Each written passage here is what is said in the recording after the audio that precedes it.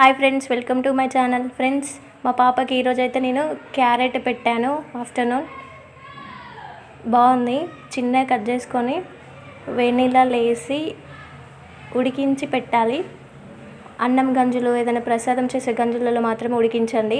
వేరే కూర చేసే గంజులలో ఉడికించితే కొంచెం టేస్ట్ వేరే అవుతుంది.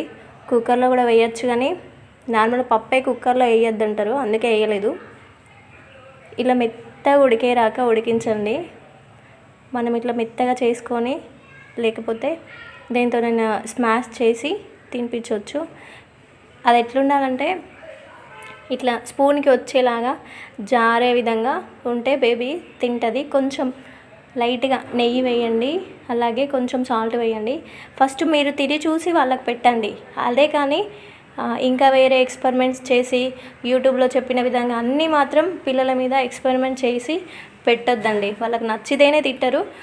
మీరు తిన్నాక వాళ్ళకి పెట్టండి, నచ్చితే తినిపించండి, లేకపోతే పడేయండి.